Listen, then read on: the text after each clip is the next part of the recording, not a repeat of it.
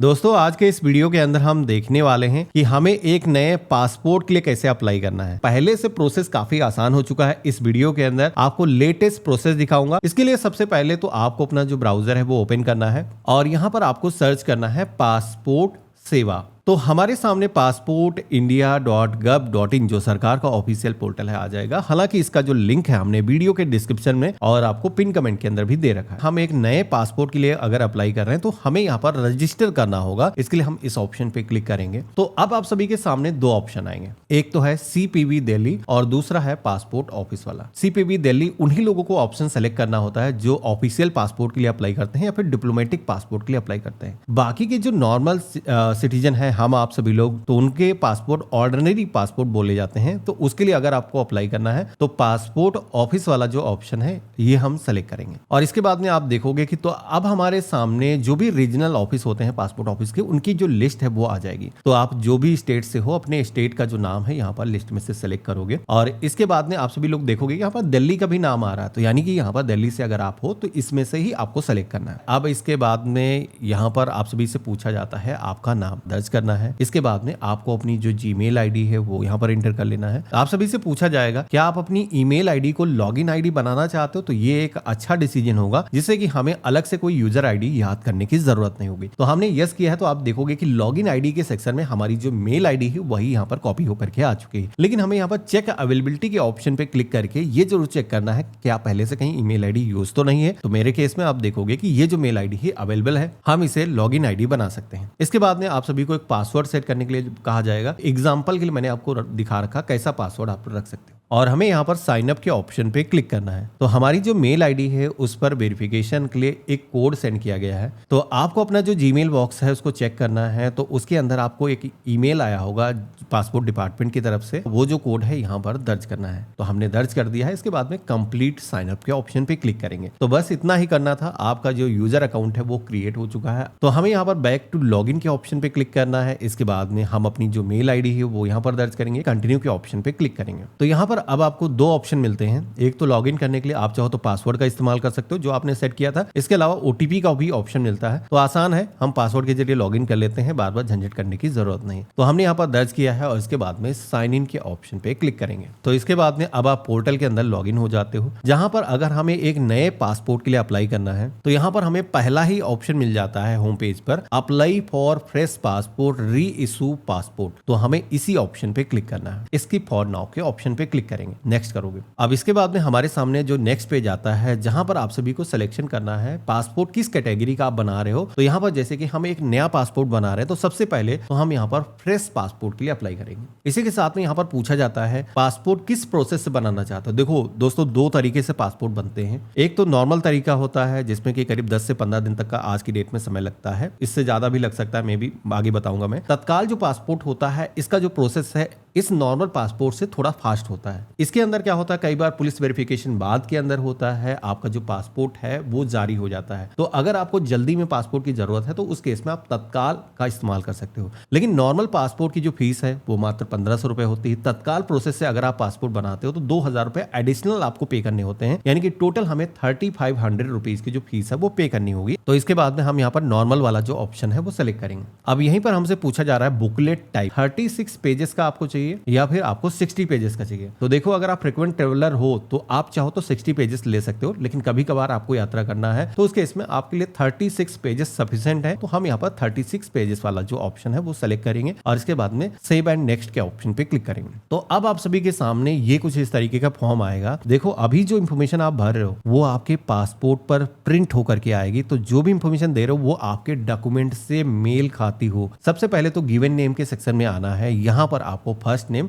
और middle name दर्ज करना है। यहाँ पर एक चीज बता देता हूँ, कोई सिंबल या फिर टाइटल कुछ भी नहीं डालना है, केवल नाम रहेगा। सरनेम अगर आपके नाम के अंदर है जैसे कि गुप्ता, शुक्ला, यादव कुछ आप लगाते हो, आपके डॉक्यूमेंट पर है तभी आपको यहाँ पर दर्ज करना है। तो एग्जाम्पल से अगर आपका जो नाम है रजत कुमार सिंह है तो रजत कुमार यहाँ पर आ जाएगा गिवन नेम में और सिंह आपका आएगा सरनेम में। अगर किसी का जो नाम है वो सिंगल ही है तो उस केस में आप रजत यहाँ पर दर्ज करोगे और कुमार सरनेम में आ जाएगा। ठीक है, इस तरीके से फिल कर लेना है। मेल फीमेल जो भी जेंडर है आप अपना सिलेक्शन करोगे। यहाँ पर आप सभी से पूछा जाएगा एलियास नेम। देखो ये जो है वैसे तो सभी लोगों को नो ही इसमें करना है, लेकिन स्पेशल कंडीशन हो सकती है। महिलाओं के केस में ऐसा होता है कि शादी के बाद में उनका जो नाम है सरनेम वगैरह बेसिकली चेंज हो जाता है। तो अगर आपके केस में ऐसा कुछ है तो आपको यहाँ पर बताना है, लेकिन मैंने बताया कि सभी लोगों के लिए नहीं है, ठीक है। हमने यहाँ पर नो के ऑप्शन पे क्लिक किया है, हम एक ही नाम रखते हैं, ठीक है। इसके बाद में यहाँ पर पूछा जाता है क्या इससे पहले आपने कभी भी नाम को चेंज किया है, तो नहीं भैया, नो के ऑप्शन पे क्लिक करेंगे। इसके बाद में डेट ऑफ बर्थ के सेक्शन में आना है, ईयर और इसके बाद में मंथ, और हम डेट को सेलेक्ट कर लेंगे। आपका जन्म जहां पर भी हुआ है उस स्थान का जो नाम है दर्ज करना है। एक चीज बता देता हूं, प्लेस ऑफ बर्थ, अगर आपके पास में अपना बर्थ सर्टिफिकेट है तो उस पर आपको देखना है, उसके अकॉर्डिंग ही अपना जो प्लेस ऑफ बर्थ है वो मेंशन करना है। तो ये चीज ध्यान रखना है, जो भी डॉक्यूमेंट पर है उसके अकॉर्डिंग फिल करना है, जिससे कि आपको कोई प्रॉब्लम ना हो। हमने यहाँ पर दर्ज किया है। अब जिसके बाद में यहाँ पर पूछा जाएगा मैरिटल स्टेटस, तो अगर आप मैरिड हो तो यहाँ पर सेलेक्ट करोगे, अनमैरिड हो तो सिंगल वाला जो ऑप्शन है वो सेलेक्ट करोगे। यहीं पर एक ऑप्शन आएगा जिसमें कि टिक करना है कि आपका जो प्लेस ऑफ बर्थ है क्या आउट ऑफ इंडिया है। तो मेरे केस में ऐसा नहीं है, हम इंडियन सिटीजन है, तो नो के ऑप्शन पे क्लिक करेंगे और इसके बाद में अपना जो स्टेट है वो सेलेक्ट करेंगे जहां पर जन्म हुआ है। इसके बाद में जो भी डिस्ट्रिक्ट था वो हम सेलेक्ट करेंगे। अब यहीं पर एक ऑप्शन आता है सिटीजनशिप ऑफ इंडिया का, जहां पर ये जो जैसे कि आपको सिटीजनशिप मिली है, इंडियन आप सिटीजन हो, कैसे मिली है, तो हमें तो जन्म में से मिली हुई है, हमारा जो जन्म है वो इंडिया के अंदर हुआ है, तो हम यहाँ पर बर्थ वाला जो ऑप्शन है वो सेलेक्ट करेंगे। अब इसके बाद में कुछ डॉक्यूमेंट के ऑप्शन आएंगे, जहां पर अगर आपके पास में ये डॉक्यूमेंट है तो इसके केस में आप सभी को यहाँ पर जो डॉक्यूमेंट नंबर है दर्ज करना है। अगर नहीं है तो आप चाहो तो इनको ब्लैंक भी छोड़ सकते हो।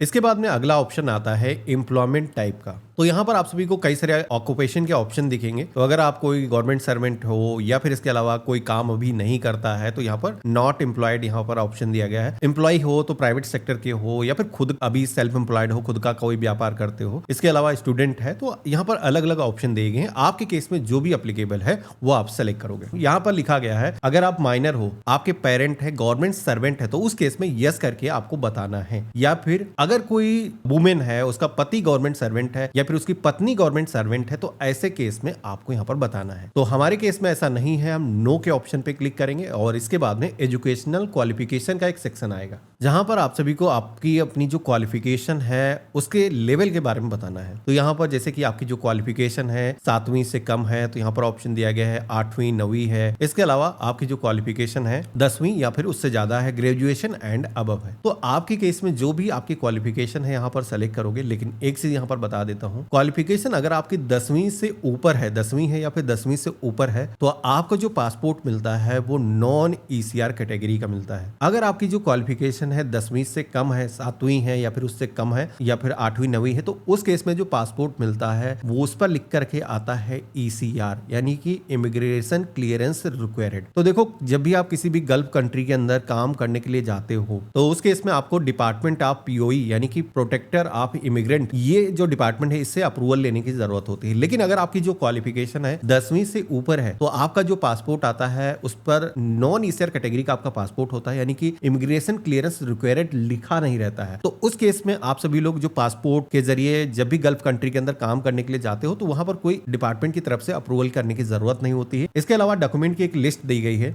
अगर आपका हाई स्कूल नहीं है तो इसके अलावा कुछ अदर डॉक्यूमेंट के ऑप्शन दिए गए, जैसे कि इनकम टैक्स पेयर अगर कोई है तो वो भी यहाँ पर नॉन ईसीआर कैटेगरी का पासपोर्ट पा सकता है। इसके अलावा गवर्नमेंट सर्वेंट अगर है तो वो भी यहाँ पर अप्लाई कर सकता है। इसके बाद में विजिबल डिस्ट्रीब्यूशन मार्क का एक सेक्शन आएगा। तो देखो, अगर आपके बॉडी पर कोई भी पहचान चिन्ह है, कोई चोट का निशान हो सकता है, मसा तिल का निशान कोई हो सकता है, तो अगर आप बताना चाहो, ये आप पे है, डिस्क्लोज करना चाहते हो या नहीं करना चाहते हो, तो अगर आप बताना चाहो तो यहाँ पर बता सकते हो। हमें अपना जो आधार नंबर है दर्ज करना है और आधार को यूज करने की सहमति यहाँ पर देना है। यस के ऑप्शन पे क्लिक करेंगे और इसके बाद में सेव एंड नेक्स्ट के ऑप्शन पे क्लिक करेंगे। यहाँ पर अब आपको अपने पिता का जो नाम है वो यहाँ पर दर्ज करना है और इसके बाद में आपको अपनी माता का जो नाम है वो यहाँ पर दर्ज करना है। लीगल गार्जियन मेरे केस में एप्लीकेबल है नहीं, तो हम इसे ब्लैंक छोड़ देंगे। यहाँ पर एक सेक्शन किसी के केस में ज्यादा आ सकता है। जो मैरिड अगर सेलेक्ट करेगा तो उसे यहाँ पर जीवन साथी का जो नाम है यानी कि स्पाउस का एक सेक्शन आएगा, जहां पर आपको अपने पत्नी का नाम या फिर पति का जो नाम है वो दर्ज करना होगा। तो हम यहाँ पर सेव एंड नेक्स्ट के ऑप्शन पे क्लिक करेंगे। तो ये भी इंफॉर्मेशन सेव हो चुकी है। अब इसके बाद में अगला जो सेक्शन आता है वो है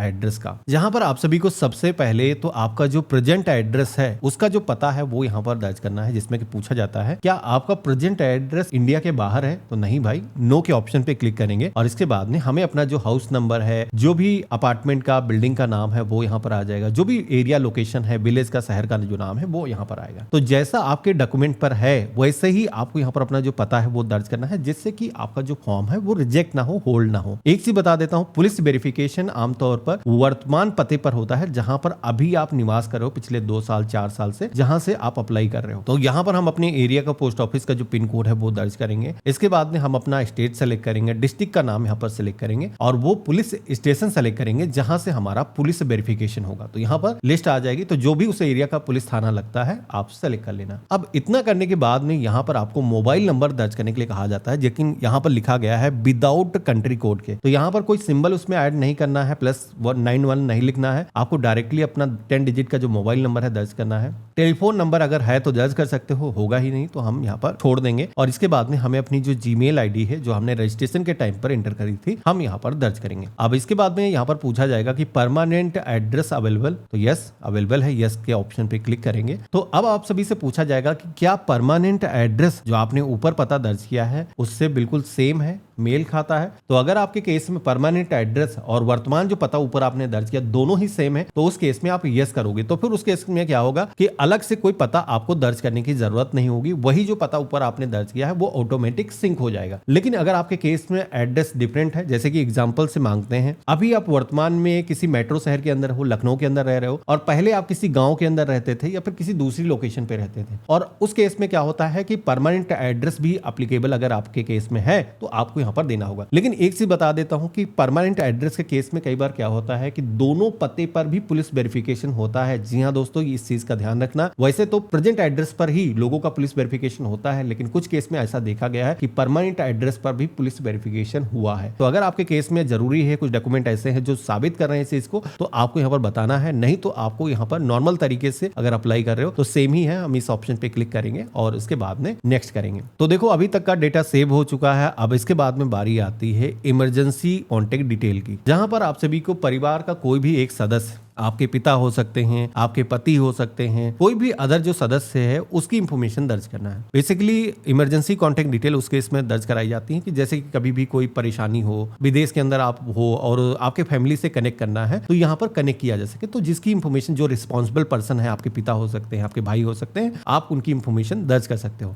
लेकिन एक चीज ध्यान रखना है कि यहाँ पर नाम और एड्रेस पूरा एक ही लाइन के अंदर लिखना है। तो उनका नाम हो जाएगा और उनका जो कंप्लीट एड्रेस है एक ही लाइन के अंदर रहेगा। इसके बाद में आपको उनका मोबाइल नंबर, टेलीफोन नंबर होगा नहीं तो छोड़ देंगे, ईमेल आईडी अगर है तो देना चाहते हो दे सकते हो, ये भी चाहो तो छोड़ सकते हो। सेव एंड नेक्स्ट के ऑप्शन पे क्लिक करना है। अब इसके बाद में कुछ क्वेश्चन आते हैं जो कि यहाँ पर आपके पासपोर्ट की जो एलिजिबिलिटी है वो तय करते हैं कि आपको पासपोर्ट मिलेगा या नहीं मिलेगा। तो यहाँ पर कुछ क्वेश्चन सबसे पहले तो आते हैं जिसमें कि पूछा जा रहा है क्या इससे पहले आपका जो पासपोर्ट है वो हेल्ड किया गया है, होल्ड किया गया है। तो अगर आपके केस में ऐसा कुछ सिनेरियो कभी हुआ है तो आप यहाँ पर बता सकते हो। मेरे केस में मैं पहली बार ही अप्लाई कर रहा हूँ, इससे पहले ना मेरे पास में पासपोर्ट था, तो हम नो के ऑप्शन पे क्लिक करेंगे। यहीं पर पूछा जाता है इससे पहले क्या डिप्लोमेटिक पासपोर्ट, ऑफिशियल पासपोर्ट आपके पास में था। तो अगर आपके केस में कोई जैसे कि गवर्नमेंट सर्वेंट हो, आपको गवर्नमेंट के काम से विदेश भेजा गया था, तो अगर आपके केस में कोई है तो आप बता सकते हो। मेरे केस में नहीं है, हम नो के ऑप्शन पे क्लिक करेंगे। यहीं पर पूछा जाता है इससे पहले क्या आपने कभी अप्लाई किया है। अगर आपके केस में ऐसा कुछ है तो बताना है, उसका एप्लीकेशन नंबर दर्ज करने के लिए कहा जाएगा। नहीं है तो नो करो, इसके बाद में आगे बढ़ो, सेव एंड नेक्स्ट के ऑप्शन पे क्लिक करोगे। तो हमारे सामने अगेन बहुत सारे क्वेश्चन आ चुके हैं जहां पर पूछा जा रहा है कोई क्रिमिनल कोर्ट के अंदर केस तो नहीं चल रहा है, इसके अलावा कोई कोर्ट केस पेंडिंग तो नहीं है, और कई सारे ऑप्शन जैसे कि यहाँ पर दिए गए हैं, सब बेसिकली कोर्ट के और थाने से रिलेटेड है। तो अगर आपके केस में ऐसा कभी हुआ है,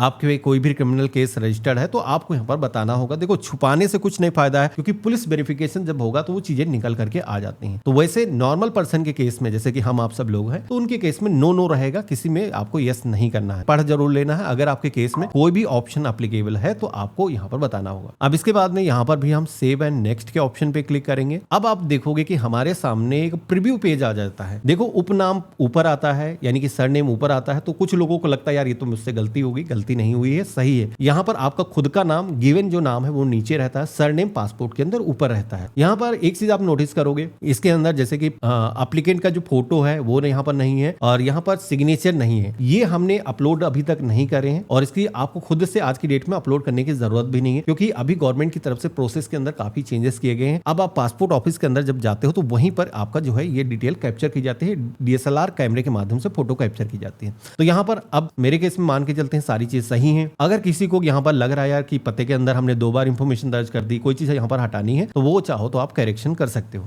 तो मेरे केस में सारी चीज सही है, मैंने मिलान कर ली है। हम सेव एंड नेक्स्ट के ऑप्शन पे क्लिक करेंगे। अब इसके बाद में नेक्स्ट जो पेज आता है जहां पर अब आपको अपने डॉक्यूमेंट सेलेक्ट करना है कि इस पासपोर्ट को बनाने के लिए आप कौन से अपने दस्तावेज दे रहे हो, जिसमें कि मैंने आपको बताया था शुरुआत में 3 तरीके के डॉक्यूमेंट लगते हैं, प्रूफ ऑफ बर्थ और प्रूफ ऑफ प्रेजेंट एड्रेस, इसके अलावा प्रूफ ऑफ ECNR। हालांकि ECNR वाला जो ऑप्शन है उन लोगों के लिए हट जाएगा जिन लोगों की जो क्वालिफिकेशन है 7वीं से कम है, तो उन केस में ये जो है ऑप्शन नहीं आएगा। तो हम यहाँ पर प्रूफ ऑफ बर्थ के ऑप्शन पे क्लिक करेंगे। तो प्रूफ ऑफ बर्थ के अंदर जो भी आपका डॉक्यूमेंट का प्रूफ आपके पास में है, जैसे कि अगर आपके पास में जन्म प्रमाण पत्र है तो आप चाहो वही दे सकते हो, इसके अलावा 10th की मार्कशीट आप दे सकते हो, नहीं है तो वोटर ID कार्ड भी आपका काम कर जाएगा, ड्राइविंग लाइसेंस भी काम कर जाता है। तो यहाँ पर हमने सिलेक्शन किया है। इसके बाद में बारी आती है प्रेजेंट एड्रेस प्रूफ की, जिसमें कि इस लिस्ट पे क्लिक करोगे तो यहाँ पर एक डॉक्यूमेंट की लंबी सी लिस्ट आ जाती है, जिसमें कि अगर आप देखोगे अगर हमारे पास में आधार कार्ड है, आर्म लाइसेंस है, बैंक किसान पासबुक है, बर्थ सर्टिफिकेट है, वो भी यहाँ पर दे सकते हो। इसके अलावा इलेक्शन फोटो आइडेंटिटी कार्ड हो गया। तो जो भी डॉक्यूमेंट आपके पास में है वो आपको सेलेक्ट करना है। मेरे पास में आधार कार्ड है और मोस्टली लोगों के पास में आधार कार्ड होगा, तो यहाँ पर आपको यही सेलेक्ट कर लेना है। इसके बाद में अगला ऑप्शन आता है प्रूफ ऑफ ECNR का, जहां पर आपकी जो क्वालिफिकेशन अगर 10वीं से ऊपर है तो यहाँ पर स्कूल लिविंग सर्टिफिकेट TC आप दे सकते हो, या फिर आप अपना जो सर्टिफिकेट हाई स्कूल की मार्कशीट है वो आप यहाँ पर दोगे। इसके अलावा जैसे कि मैंने आपको बताया है कि पेरेंट के पास में पासपोर्ट पहले से है और बच्चे की जो एज है 18 साल से ऊपर नहीं है, माइनर है, तो उस केस में बच्चे का जो पासपोर्ट है पेरेंट के बिहाफ पर बनता है, तो उसका जो पासपोर्ट है नॉन ECR कैटेगरी के अंदर हो जाता है। और इसी के साथ में अगर किसी भी एप्लीकेंट की एज 50 साल से ऊपर है तो उसका भी जो पासपोर्ट मिलता है वो नॉन ECR कैटेगरी का मिलता है। इसी के साथ में लास्ट ऑप्शन मैंने बताया था इनकम टैक्स रिटर्न वाला। तो अगर आप अपना ITR फाइल करते हो, इनकम टैक्स भरते हो, तो उस केस में ITR की कॉपी दे सकते हो। लेकिन एक चीज बता देता हूं, इनकम टैक्स रिटर्न के अंदर अगर आपने अपनी इनकम 0 भरी है यानी कि फेक उसको दिखाया, तो वो यहाँ पर ITR मान नहीं होता। यानी कि गवर्नमेंट को ये डिसीजन लेना होता है कि आपके ITR पर आपका जो पासपोर्ट है वो इशू किया जाए या ना किया जाए। तो इसलिए ध्यान रखना है कि कुछ ना कुछ टैक्स का आपने कंट्रीब्यूशन किया हो। आई एग्री के ऑप्शन पे क्लिक करेंगे। एक ऑप्शन यहाँ पर दिख रहा होगा काफी देर से आपको, यहाँ पर ग्रांट डिजिलॉकर एक्सेस का ऑप्शन दिख रहा होगा, इसको ऐसे छोड़ दो क्योंकि गवर्नमेंट डॉक्यूमेंट वैसे भी आप सभी से मांगेगी और अभी सिंक होने में लोगों को प्रॉब्लम भी आ रही है। जिस भी प्लेस से हम इस फॉर्म को भर रहे हैं और इसके बाद में सेव करेंगे, तो हमारा जो डेटा है वो सेव हो चुका है। प्रीव्यू के ऑप्शन पे क्लिक करेंगे, एक बार इसका मिलान कर लेंगे कि जो भी हमने इंफॉर्मेशन दी है उसके अंदर कोई गलती तो नहीं है। मेरे केस में सारी चीजें परफेक्ट लग रही हैं। हम यहाँ पर क्लोज करेंगे और इसके बाद में बैक आएंगे, सबमिट के ऑप्शन पे क्लिक करेंगे।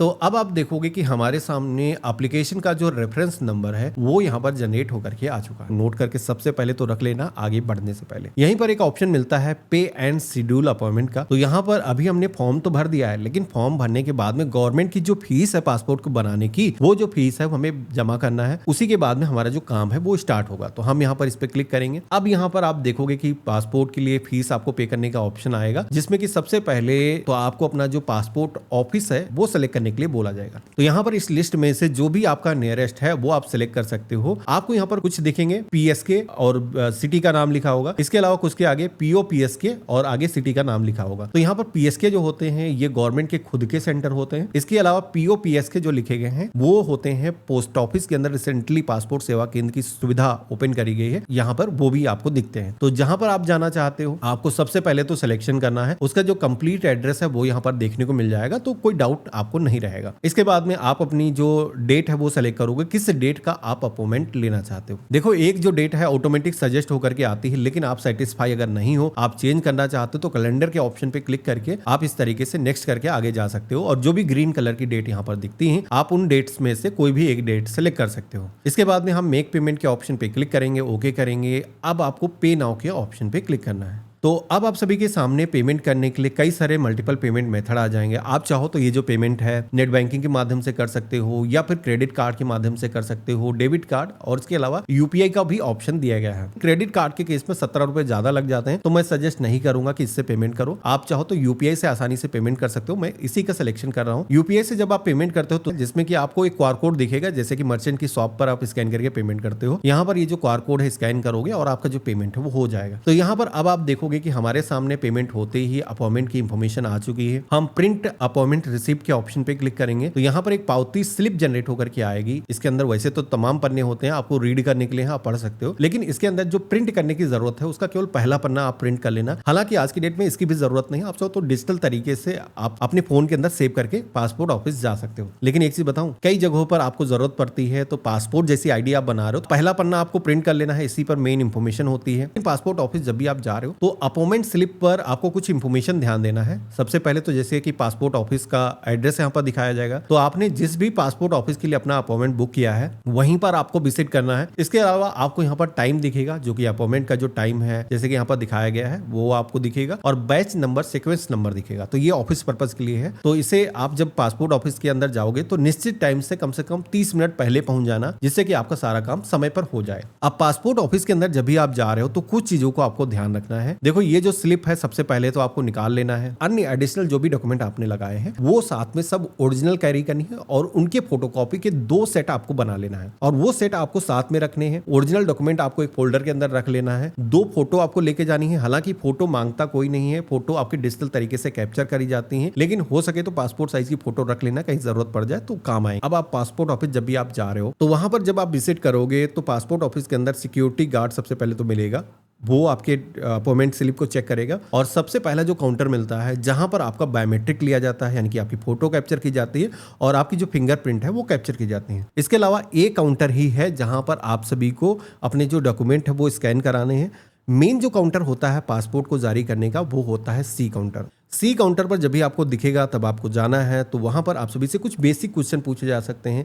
आप पासपोर्ट क्यों बनवा रहे हो, तो जो भी रीजन आपने एप्लीकेशन फॉर्म में भरा, जैसे कि आप स्टूडेंट हो तो स्टूडेंट घूमने के लिए जा सकता है, या फिर बाहर अब्रॉड में पढ़ाई करने के लिए जा सकता है, तो आपको अपने अकॉर्डिंग अपना जो रीजन है वो बताना है। तो अगर आपके सारे डॉक्यूमेंट सही हैं, आप पे कोई इशू ऐसा नहीं है डॉक्यूमेंट में, तो आपकी जो फाइल है वो ग्रांटेड हो जाएगी और आप अपने घर चले आते हो। आपको मैसेज आ जाता है कि आपकी जो फाइल है वो सबमिट हो चुकी है। अब बारी आती है गवर्नमेंट की तरफ से पुलिस वेरिफिकेशन कंडक्ट करने की। जब भी आपके थाने के अंदर एप्लीकेशन आती है, वर्तमान जो भी पता है वहीं पर पुलिस वेरिफिकेशन होता है। लेकिन अगर आपने परमानेंट एड्रेस दिया है तो कुछ केसेस में अगर डाउट होता है पुलिस डिपार्टमेंट को तो वेरीफाई उस पते को भी किया जा सकता है।